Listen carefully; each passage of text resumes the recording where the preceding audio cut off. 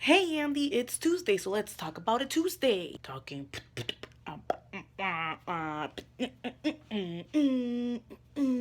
So this week I wanted to do something a little different because nothing exciting happened.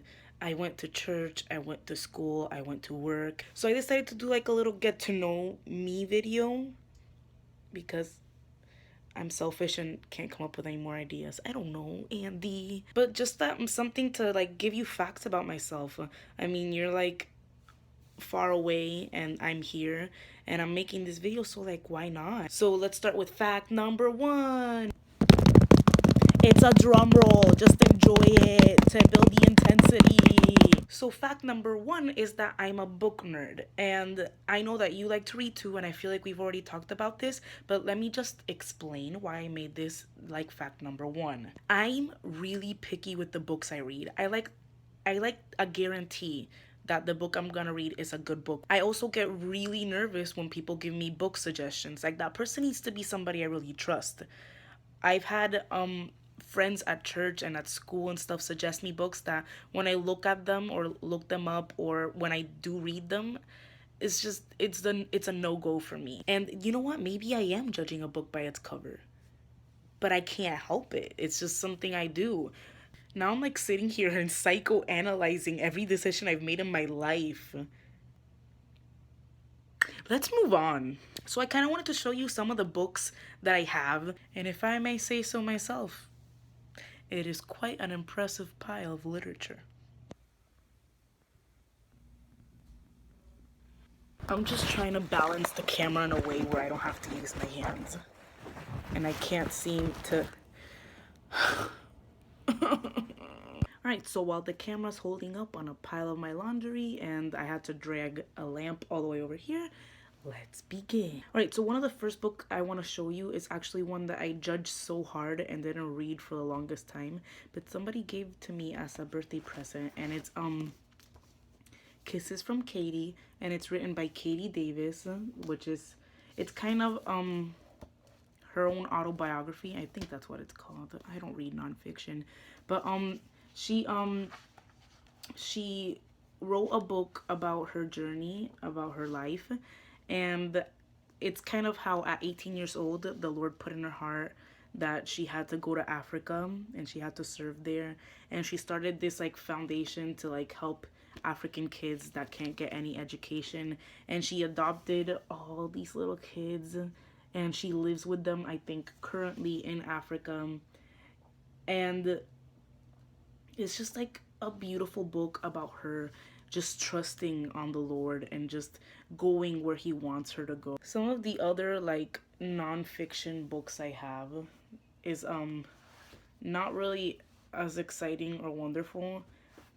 One of them's like Vincent Van Gogh's life, and I love him as an artist.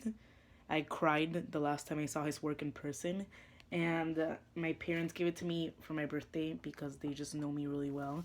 And it's just kind of like his paintings and his life and how depressed he was, and just kind of what inspired him to paint what he painted. And the other one I have, this one's kind of cool, but it's History's Greatest Mysteries, and it's just kind of like unsolved mysteries or just like weird things across history. And some of them are like the Yeti, and then the model for the Mona Lisa, nobody knows who she is. King Arthur, some people think he's real, he's not. It's okay.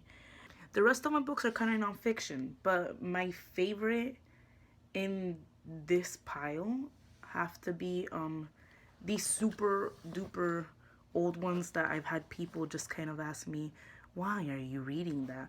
But my favorite is the complete Sherlock Holmes Volume 2 series. I've always loved him. I love his shows, I love his movies, and I think that the character is so real. Like, he can be so real that a lot of people do think he's real when he's really not. But I love his book. I love everything about Sherlock Holmes, anything that has to do with that. And the other one, not my favorite, pretty good. I found it pretty interesting. Best Loved Fairy Tales by Hans Christian Andersen, because I just like that whimsical feeling it gives. Also, before this video gets too long, I have books that I have no idea why I read them, and they're super weird, and I blame it on summer reading. I blame it on summer reading. But it's books that I'm just like, why are you here? The first book, I'll admit it, it's not summer reading, but I was like scoundering through my house for a new book to read, and I found this one, Janet Oak, and it was like a Christian romance book, and it wasn't horrible.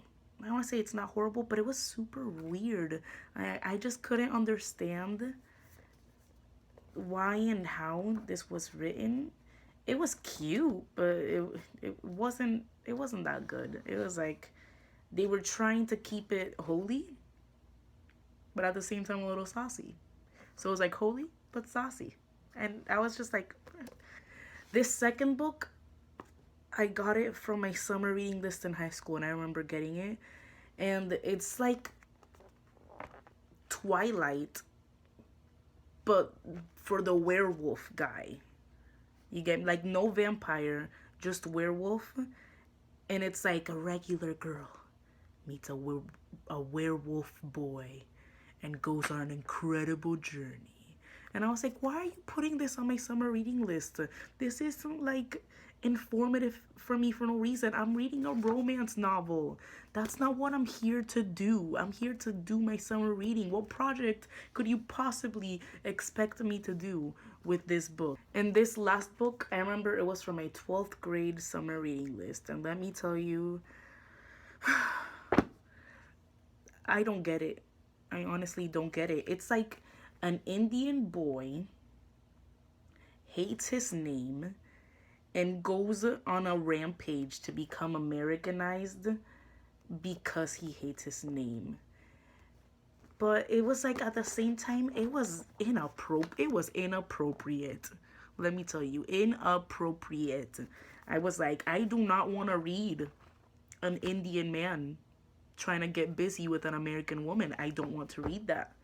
And then like halfway through, in the end he marries an Indian girl, and in the end he divorces her. And this isn't even like a true story. Like if it was a true story, I'd be like, oh man, how sad. No, this is like a fiction book. And you know what? Look at the author. Like, you are beautiful. You could write so much better things, but like, I didn't get it. And I don't like it, and I don't know why I still have it. I think I kept it just in case Vero had to read it in her summer list. But you know what? That girl's not in high school anymore. So I don't know. I could talk a lot about a lot of the other books I have.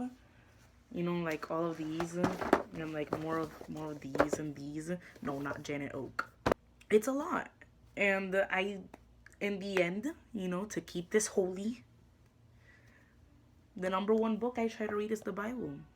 And I've been challenged by my life group to memorize verses. So, you know, keep me accountable for that.